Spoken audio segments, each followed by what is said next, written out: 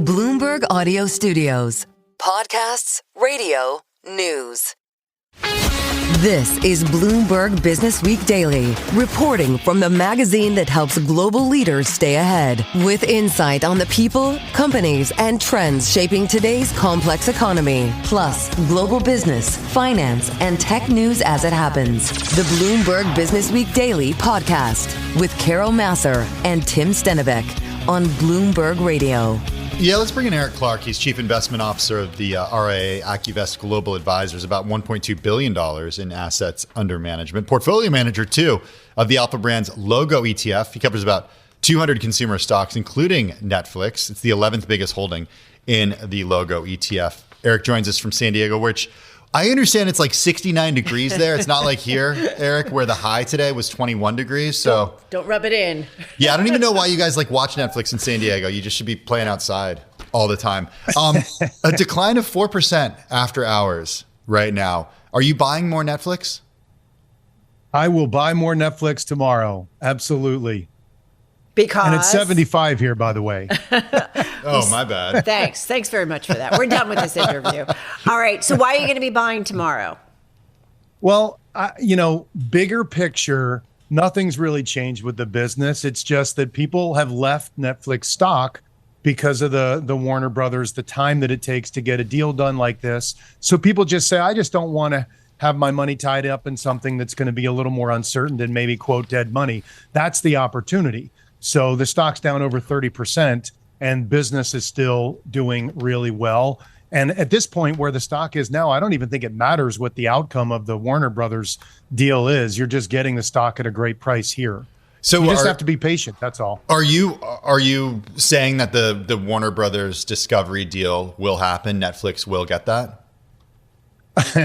That one is a little tough because there are the unknowns of the regulatory part. I think generally speaking, I agree with the concept that Netflix really is competing with all of our time, not just, other streamers or cable. It's YouTube and TikTok and Instagram, et cetera. But within the streaming, within the quote, kind of core cable TV viewing, they obviously are the dominant one. It's just, there's much more than just streaming, and there's room for every brand here. Netflix is the first place that people generally start. That gives them that pricing power. And then we bolt on the Paramount for the Landman and, Mayor of Kingstown, et cetera, and HBO Max, et cetera. But, the assets in Warner are so powerful and they are in the best hands with Netflix. It's impossible to know about the regulatory stuff.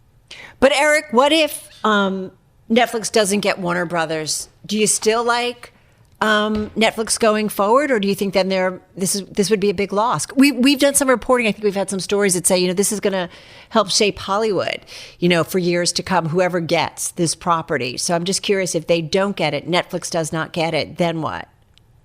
Well, I think they're just going to go back to the same playbook that has driven 17% annual subscriber growth for the last decade. I mean, they're just, nobody can compete with them on the content spend.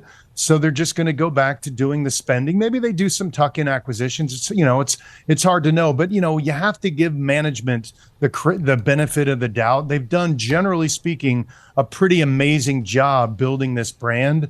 And so you have to assume that they're going to continue making solid decisions, and you're getting a stock that's 30% off the highs with strong free cash flow. I know they will continue to grow margins. They will continue to grow subscriber growth. The ad tier is growing like a weed. So there's just a lot to like here. So I love this thing on a dip. I'm looking at the 10 most watched movies from the second half of 2025, Carol. K-pop Demon Hunters, Happy Gilmore 2, Frankenstein, My Oxford. I did not see one of these. I know. I was just thinking. Movies. The Woman in Cabin 10, A House of Dynamite. Those are movies, not shows. Oh, okay. And even the top 10 shows, didn't see a single one of them. Wednesday, Stranger Things 5, Untamed, Squid Game, Stranger Things.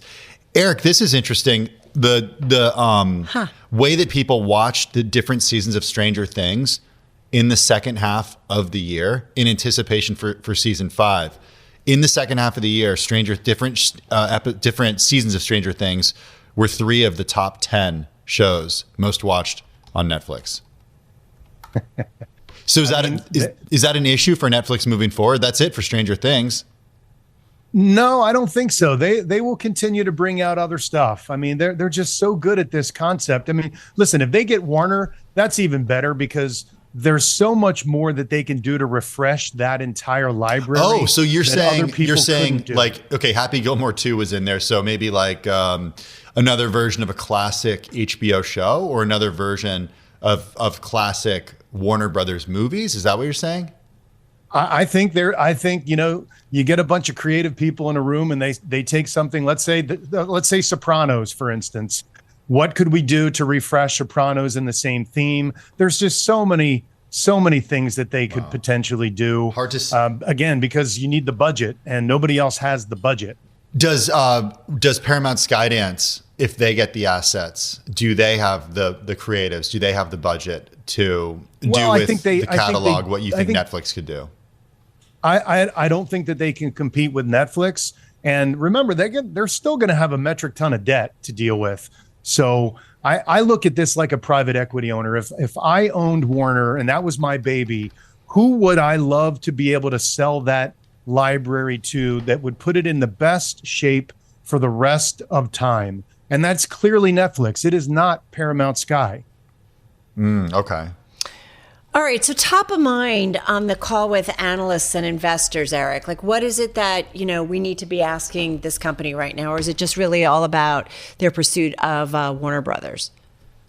Well, I just think that there's obviously just a lot of noise and there's a lot of assumptions. There's a lot of assumptions in a lot of industries like AI too. But I think if you widen the lens, nothing has changed. It's still an important part of people's consumption. It's still an absolute crazy good value at even at $25. I mean, I go out to dinner in San Diego and you get a drink and a half and it's $25. I can watch an unlimited amount of content on Netflix. So there's still a lot of value there. And, recurring revenue business, global in size and scope, reaching kids as well as my mom at 83. Male, female. I mean, like there's just a lot to love about a business like this. And I feel the same way about Spotify too. Similar business, slightly different category, but for the same reason. And Spotify's off 35% too. What's interesting too, they talk about, we've already begun to launch video podcasts from our partnerships with Spotify, The Ringer, iHeartMedia, and Barstool Sports, and have just announced 2 new original podcasts with Pete Davidson, the comedian, and NFL legend Michael Irvin. So we talk too about just podcasts taking off, and now it's not just audio anymore, it's video. So is this a big opportunity for this company or just a nice side business? No, I think it's a big opportunity. I don't know about you guys, but I can consume 5, 10 times more content when I can listen to it in the car and, listen to it on a bike ride or whatever. It's not just about reading anymore. People want audiobooks. They want music. They want videos. They want podcasts. There's so much opportunity, and both of these brands have just a wild opportunity, long term, gathering subscribers and bolting on new opportunities that drive operating efficiencies, add AI to the mix in more engagement, better profitability. There's just a lot to like, and you don't often get a compounder on sale like both of these companies. So you should take advantage of it if you can look through some of the short-term, kind of noise. Eric loves Netflix. Hey, before you go, I think we'd be remiss considering the day that we've had. We've seen broad-based selling, and we're trying to make sense of geopolitics, news out of the White House, Greenland. There's lots of stuff. We love talking to you. Amazon, Taiwan Semi, Apple, Alphabet, ServiceNow, Walmart, Liberty Media. These are among your top holdings. Anything in terms of how you think about the potential for opportunity in this investment environment? Anything changing? Just quickly before we go. Nothing's changing too much. It's still important for consumption as well as the consumption supply chain. Who's allowing all of this consumption to happen? When you combine the two, that's the Logo ETF. And it's a pretty interesting compounder type of portfolio that's still pretty concentrated at 30 names. All right. Eric, always good to see you. Thanks for great to see you. hanging out with us. I'm going to come out here. Yes, we will. I think the studio is about 10 degrees. We were out there last year, and it was actually like kind of June gloom when we were out in San Diego. Was it kind of June? Oh, it was, yeah. I don't know. Yeah, it was, but Was it? I don't remember that. I remember. I can't remember last week at this point. Netflix shares, let's stay on this. The company shares fell in the after hours as much as 5.1%. This after it forecast first quarter EPS below the average analyst estimate. The company also plans to pause its share buybacks in an effort to accumulate cash to fund the pending acquisition of Warner Brothers. I want to bring in Bloomberg Intelligence senior media analyst Geetha Ranganathan. She joins us from Princeton, New Jersey, where Bloomberg Intelligence headquarters are. Geetha, just your takeaway from this report. The outlook is a concern. Spending on content. Got to tell you, this is like an age-old story for Netflix, right? The concern about, you guys are spending way too much. We could have had this discussion a dozen years ago. I know. And yes, content spending. So it was up about 7% in 2025. They're projecting about a 10% increase in content spend going into 2026. And then, of course, you have the costs related to the Warner Brothers deal. And I think it's not just the cost side, right? Yes, operating margin, the guidance, Tim, looks a little bit light. It's below 32%. I think the street was looking for something like closer to 33%. But also the ad revenue, definitely not bad, but not gangbusters. So this is the very first time that they've actually reported advertising revenue. They said it was about a $1.5 billion in 2025. They expect to double that going into 2026. Again, definitely not bad, given that this company made its foray into ads just a few years ago versus all of the other media giants. But again, not really a number to kind of get too thrilled about. So that's not I was just going to ask, is that in line or below or above the expectations that you've been making of late? I mean, nice to get some new data from the company, especially when in recent quarters they're not doing the same sort of disclosures they have in the past. No, absolutely. I mean, so really 2020, as we kind of zoom out and we just take a look at Netflix, so 2024 was all about subscriber growth, right? They had about 42 million new subscribers. 2025 was all about pricing, right? Huge price increases. Again, pretty stable subscriber growth. They obviously did add close to almost 25 million subscribers. But then 2026, as we kind of looked at 2026, here was like the big head scratcher, right? What is the big growth catalyst for this company going into 2026? And that's really where people were wondering whether that's why they had to buy Warner. And of course, one of the big things that everybody was looking for was ad revenue. Again, it has gotten off to, I would say, an okay start, but slightly on the lower side than I think people were expecting. People were probably expecting something closer to about $2 to $2.5 billion in 2025. So definitely, I think, fell slightly lower than general expectations. I always think about, Geetha, like what's the next markets or how much more is there out there? And in their company release, they talk about, we relish competition, work to earn more of our consumers' attention. And they say, despite our success over the years, our share of TV time remains below 10% in the major markets in which we operate. And then they said, for example, according to Nielsen, in December, our share of U.S. TV time reached an all-time high of 9%, up 0.5 points year over year. Yet linear TV still comprises over 40% of U.S. TV screen time. Is this just blowing smoke, or is it really that there is still a lot out there for either Netflix or Amazon or some others to still grab when it comes to screen time?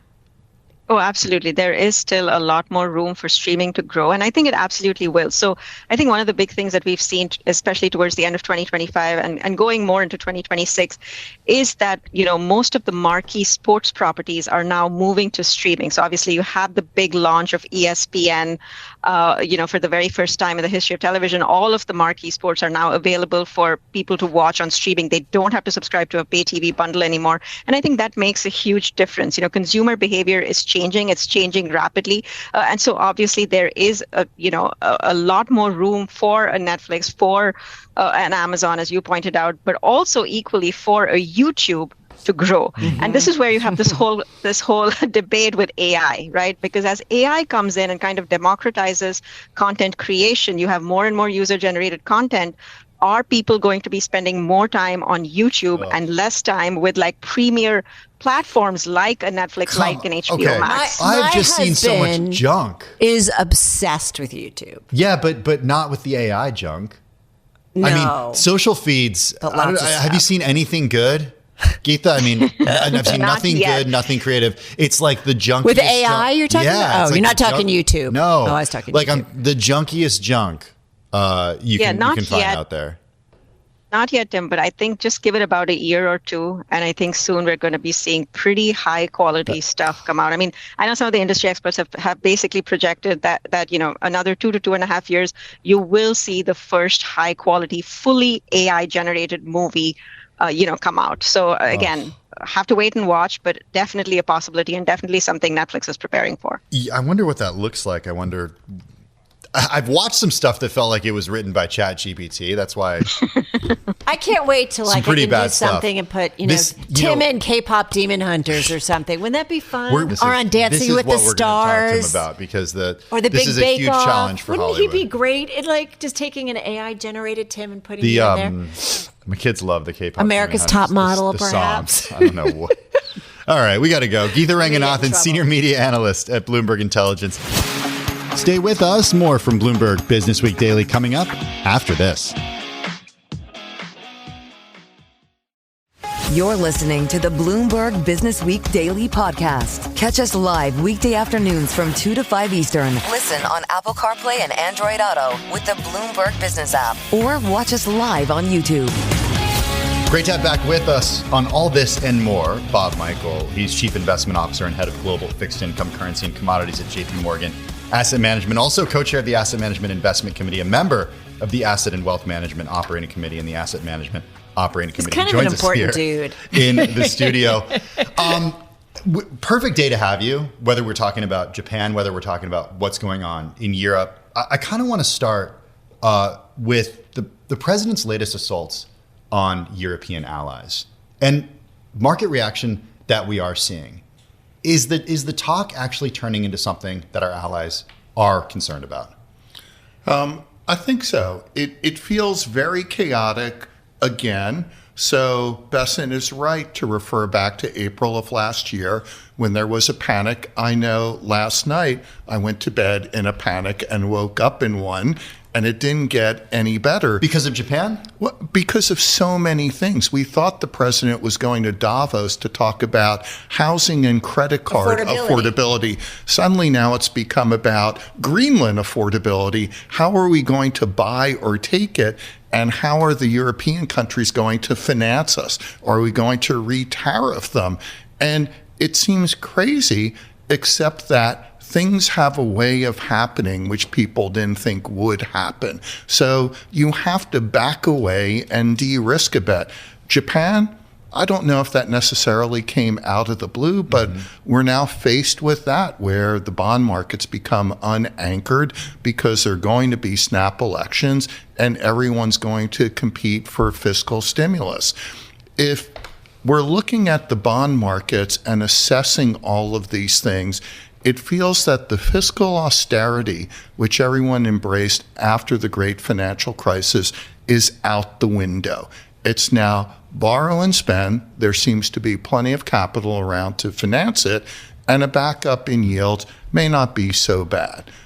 So yeah, things are a bit chaotic, and the markets do feel a bit panicked. So Bob, there's chaos, there's chaotic moves, there's de-risking, and then there's de-risking. So is this like a short-term think until we really figure out how much of what the president is saying is just rhetoric or the first negotiating ploy, or something that sticks around longer and impacts the investment landscape longer? It's hard to know. I would have liked to have heard something at 1 o'clock. Instead, it's sounding like a domestic victory lap, then board Air Force One and head to Davos and deal with a whole international array of problems. And my guess is the administration is going to put everyone on their heels and negotiate the best deal, whether it's Greenland, whether it's Venezuela, whether it's tariffs, whether it's with China, who knows? Should the president be taking a victory lap based on what you've seen in the past year? If I'm purely objective and sit here in January and say we're heading into 2026 with some momentum. We closed out the fourth quarter pretty strong. We're expecting somewhere either side of 2.5% for GDP and inflation in the U.S. The U.S. is collecting some tariffs. The effective rate's about 16%, so that's a source of revenue. The markets are at highs, and that momentum looks like it's going to continue. So, yeah, I think you can claim that if you want to. A chance, though, that the bond market and perhaps even the equity market are overreacting. The president, for much of last year, there was the taco trade. The idea that what the president said wasn't necessarily what ended up happening. And I think, the so-called Liberation Day tariffs are a perfect example of that. We're entitled to overreact. I think we've been pretty well behaved for a while. Volatility metrics have been abnormally low. We're allowed to throw our toys out of the pram every so often. I think this is a message from market participants to the administration. We can only go so far, and they've got to figure out where the line is. I think what Bessent forgot to include was, the market had a fit in April, and then they backed off of a lot of things, and then calm ensued. We need to hear some of the same kinds of things. We should note the president is still making comments at the press conference. We'll go back to it when he does take questions from the press. You can see it right there on the screen. Also check it out on LiveGo on the Bloomberg terminal. You mentioned the reaction back in April. I believe the technical term the president used was the bond market got a bit yippy. Is the bond market yippy now? Not yet. If you look at Japan has a whole host of domestic things to deal with. Mm-hmm. So that's become unanchored. When I look at the U.S. market, we backed up a little bit. But you know what? We've got a Fed funds rate at about 3 5/8. The 2 years within touching distance of that. You've got somewhat of a normal steepness to the yield curve from Fed funds to twos to the 10-year and the 30-year. It all feels pretty orderly now, a bit of a pause. So I actually think things feel okay. Anytime I feel like, Bob, we pull up geopolitics and people are like, well, who holds U.S. treasuries? And we've got a story on the Bloomberg that talks about European countries holding trillions of dollars of U.S. bonds and stocks, some of which sit with public sector funds. And so there's, the speculation that could our allies or even folks like China or something like sell U.S. debt. Is there really any alternative into U.S. debt realistically? No, there is not. And we did this about a year ago. We went through this in March, April, May. We spent a lot of time talking to our clients, particularly our non-U.S. clients. They looked at everything and came back to, when you look at the U.S. debt markets, which includes governments, but it's corporates, it's securitized, no other markets have the depth and the breadth. They have confidence in the country. They're not willing to abandon it. They see the presidency as two-year terms when you throw in the midterm elections. So they're willing to ride through it. I don't think there will be wholesale selling of U.S. Treasury debt. So you're referring to the Danish pension fund, academic or pension to exit U.S. Treasuries. And that's a small, but I just, in general, I think about, we've talked about it in terms of China or just any, that this is a great lever that foreign investors or foreign governments could pull against the U.S. But the reality is they're not likely to, because there kind of is no alternative. We had a lot of very large non-U.S. clients look at alternatives and line up plans. If we were to sell this is where we would go. And they paused putting more money into U.S. bonds, but they didn't take any out. And by the end of the summer, they were putting money back in again. We're speaking with Bob Michael, Chief Investment Officer and Head of the Global Fixed Income, Currency, and Commodities Group for JP Morgan Asset Management. The president's still speaking at the White House. We do expect him to take questions too in just a little while. Back to this pension, because Anders Schelde cited, this is the fund's Chief Investment Officer, cited Trump's talk of taking over Greenland, concerns about fiscal discipline and a weaker dollar for reasons for the decision. You don't buy the fiscal discipline and the weaker dollar part of this. You think this is just political? where is their fiscal discipline now? It's hard to find it. Like, go to the old stalwarts. Germany, not there. Look at what Japan could and couldn't do. That seems to have been abandoned now. The U.S., for sure, we'll see who the next Fed chair is, but it sure ain't going to be the next Paul Volcker walking in. So I think fiscal discipline is a thing of the past, and there is a feeling that deficits can be financed, and Japan is kind of telling us you can get to 300% and life's still good. So when do we pay the piper on this global lack of fiscal discipline? I think about Andrew Ross Sorkin, who was just on to talk about his book 1929, and we talked about, crises in particular or in general, and that leverage and debt, right? These are the things that get us into trouble, whether we're an individual, a company, or a country, or can. So is that potentially the next crisis, just the lack of fiscal discipline globally, or do we just kind of continue to go along here?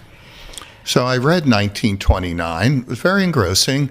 I don't see the problems that existed then here today. I don't see the rampant leverage throughout the system, which is becoming problematic. It can't be served as. It's being written down. Even on a government or sovereign level. Yeah, it's not happening at the government or sovereign level. And that new tool called QE allows that to perpetuate. Right. Well, that's the point. Like, I think about years ago, I remember not doing an interview, a business news interview or markets interview, without talking up about the U.S. government debt. And then it went away. And now we are back again. So, I think we kind of continue to try and find out, when is it really a problem? Certainly as rates go higher, it becomes more expensive to service, certainly here in the U.S. But I'm just wondering, when... I think when it gets thrown away, I started in the business in 81. I worked through the twin deficits. I was taught the U.S. will never be allowed to finance itself below 10% again. And we promptly dropped from 16% to 0.3%. And in the Clinton era, suddenly, the deficit was gone. We look at where the money is being spent, and we may not always agree where it's being spent, but it does create some productivity. We talk to all the municipalities that are accessing the various programs they can. They're actually going in, taking capital, they're hiring people, they're consuming resources, and they're investing in their townships or their states or their cities or whatever it can be. Ultimately, that generates activity that gets taxed. And I think that's what we saw in the late 80s into the early 90s. Last question, I'm going to make you push ahead to our conversation with Robert Kaplan, vice chair at Goldman. And we're going to be hearing from him in just a few minutes on the Fed. Polymarket has Kevin Warsh as the favorite for the nomination. In fact, Rick Rieder is now number 2, which is interesting to see. Who has the bond market priced in as the next Fed chair? I don't think the bond market has a great idea. Rieder's number 2 for me. I've known him for close to 40 years. I think he'd be an excellent Fed chair. I think he'd be somebody very different. Let's get a true bond markets practitioner in there who's had to live with the aftermath of Fed decisions. So I'm certainly a supporter of his, but he's number 2 behind Bessent is still my number 1. Oh. I think the president is still stalling and trying to negotiate with Bessent. I don't see Warsh too hawkish. Hassett's got to be removed because of the DOJ. And Waller, I don't know that the administration feels they can control Waller. Rick is the, shining knight that comes in out of left field. Smart guy will do the right thing, but I still think it's Bessent. Number 1. Was not expecting to hear that. So right thing, whether it's Bessent or Rieder or whomever, will be independent, or that depends? I've never fully believed that they're independent because they're political appointees. So they get appointed for their core views. I believe when they're in office that they always try to do the best thing. But some believe that fiscal austerity is the best policy, and other believes that a lower cost of funding and economic activity and monetarism will help stimulate the economy. That discussion around the table, right, means something, right? And all It those does. different voices. Your voice always means a lot to us. Thank you so much. Really Happy to appreciate be here. Great day for it. Exactly. We thought that on our planning call. We're like, we're so glad he's here today. Bob Michael, be well. We really appreciate it. Chief Investment Officer, Head of Global Fixed Income, Currency, and Commodities over at JP Morgan Asset Management. Stay with us. More from Bloomberg Businessweek Daily coming up after this. You're listening to the Bloomberg Businessweek Daily Podcast. Catch us live weekday afternoons from 2 to 5 Eastern. Listen on Apple CarPlay and Android Auto with the Bloomberg Business app. Or watch us live on YouTube. Hey, one of the stories, and not stories, but reality in terms of the global trade, borrowers venturing back into Europe's marketplace for debt today, though some companies staying away amid the tensions with the U.S. over Greenland. And that's after we saw global bond sales having their biggest ever start to a year as borrowers of every stripe seized on investors' insatiable appetite for risk. U.S. alone, that first full week of the year, was one of the busiest for U.S. corporate debt sales on record, and risk premiums we saw staying low even amid heavy issuance. But the amount of bonds teetering on the brink of junk surging last year, that's according to JP Morgan Chase. They put this out a little bit more than a week ago, at least, and we included it in our reporting. So we want to kind of dig a little bit deeper into this market. It's time now for our weekly Women, Money, and Power, where we speak with some of the most influential women from across the business world. We've got Joanna Gallegos with us, co-founder of Bond Blocks. It's the ETF issuer focused on fixed income, more than $7 billion in assets under management. We spent a lot of time in sort of the first 45 minutes of the program today talking about what's happening overseas and U.S. Treasury market reaction. I want to focus a little bit on corporate credit and the outlook in 2026. Carol mentioned some of the sort of the busyness that we've seen already this year, but what is the outlook on corporate credit right now? Yeah, I think we would say it's the same red thread we've seen over the last 3 years in corporate credit, and that is the resiliency of American companies and the debt that they're issuing. Even all the way down into high yield, you're seeing, lower or average default rates. People can count on the fundamentals of these firms year over year. These companies have started, pre-pandemic with really good foundations in their fundamentals, and that's continued. So the resiliency of the economy, the strength, is actually the story when you see those tight spreads. What we focus on at Bond Blocks is your ability to trade or your ability to access different points of income for risk across all the asset classes in fixed income. Well, talk to us about flows in, out that you've seen maybe as you wrapped up the end of last year, and then what you've seen as we kicked off 2026. As we kid, was it Mike who said that folks have been saying it's like already felt like a decade here in 2026. So give us a little comparison. Yeah, I think 2025, more record years. In my space, in my industry, ETFs are an incredible tool for people to access fixed income markets. It just continues to grow. But where did you see most of the money coming in you're still last year? And then what's changing this year? A ton of strength. It's sort of a familiar story. A ton of strength in shorter duration assets. People look for, the most attractive yield and risk combination they can. And shorter duration has been a huge category for ETFs, and it continues to be so. Really strong growth in corporates. I think your previous two commentators talked about how, towards the middle and the end of the year, people were still looking at the strength of corporate debt. In ETFs, it was the same story. And then we're seeing on our desk, we talk a lot to clients about public versus private debt and how to access that. So a lot of conversations, a lot of interest in how to complement existing bond portfolios with other sources of yield or looking for a way to enhance yield. On the public side, the 10-year yield getting our attention, at least today, 4.29, where it is right now. You were shocked to see it that high. Well, hitting 4.3%, right, on the 10-year. I was a little surprised. I mean, it could be 5%, and we have, but I was kind of surprised. Yeah, the recent move higher that we've seen. Why has that been? I think that, in all these bouts of volatility, again, as we've looked over the long term, we've seen the 10-year approach 5% a few times. And it just represents the concern and hopefully structurally the yield curve is changing towards rates being higher on the long end and shorter on the short and lower on the short end. Which makes more sense logically, but you kind of get in terms of the short-term volatility that we continue to see, whether it's White House strategy, that is certainly upending. Yeah, I mean, that is embedded. there's going to be, the tariffs are now embedded in the outlook in 2026 for investors. Volatility is an always on now. And in the equity markets, what we like to call people's attention to is that a year like last year, if you aren't looking at fixed income, you aren't looking at bonds and how to add more income into your portfolios to offset volatility, like you're missing out on these huge cushions. Which was I feel like it's been the talk for the last year or so, or a couple of years, right? Where you think about what you can get on a U.S. Treasury, right, in terms of yield and return, and lock it in. Like, why wouldn't you? Especially if you're thinking longer term. A lot of your offerings obviously are within the U.S. Treasury market. You guys do some emerging market, right? Yep.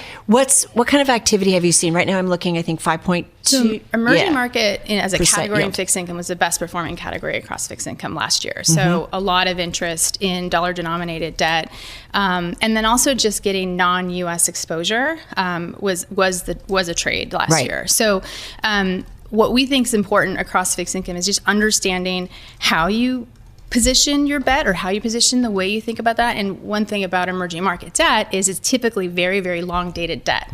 So there's a implicit two things going on. There's a relationship to the US dollar, and then there's also just the duration risk in there and interest rate risk. So what we try to do is update that space because people really do want to be shorter. And that's something that I think. So it's active in terms of the change, in terms of composition? No, it's an index fund, but it's just a shorter duration. Okay. And I think that appeals to people to think about, how do you think about a 40-year exposure? And should you be dialing that back in these markets? This is a simple 1 to 10 year exposure, and I think that's what's going on in fixed income markets as they relate to equity markets in your portfolio. Is now people really understand the maybe pain of interest rate risk and what can happen when rates zoom up, and what you're anticipating for this year if rates continue to go down. But we think that's going to be very moderate this year. We're going to be speaking with Emily Griffeo, Bloomberg News cross-asset reporter, in just a few minutes, and she's written a lot about ETFs and how competitive the space is. I mean, it's just, I don't have to tell you or anyone watching or listening, there are so many ETFs out there. Do you plan to launch any new ETFs this year? Yeah, we have some in registration. Where's the white space? where are the areas where that haven't been covered? Well, I think a big innovation from last year was private credit. And Emily's written a ton. Emily's written a ton on private credit. I knew that's where you were going. And the reason is because ETFs tend to touch places that you need more transparency in, you want to have access in, and liquidity. And so those are the spaces that people put time and effort in terms of innovation. And I don't think that that's done. I think that the important work in how you can access alternative yields, alternative returns is important to ETF investors, because ETFs are used in big, broad swaths of wealth portfolios, and they need to be more precise. Markets are more precise. The modern markets are more precise. And so having an ability to add private credit has been the talk. She's written a lot about it. Is it private credit? Is it not private credit? Our private credit product, PCMM, was the first to give you access to middle market exposures and completely. So it's a pure approach, and that's what clients are really buzzing about when we're talking to them about what to do next. Am I right in terms of assets? About 187 million? 187 million, yeah. And it's surprisingly that's the leader in the category in terms of adoption. And that's sort of, I think, the next frontier is improving people's exposure to that in their portfolios and improving their perception of what is in a private credit ETF. All right, got to leave it there. Joanna, thank you so much. Joanna Gallegos, she is co-founder at Bond Blocks. They've got about $7 billion in assets under management, joining us right here in our studio. This is the Bloomberg Businessweek Daily Podcast. Available on Apple, Spotify, and anywhere else you get your podcasts.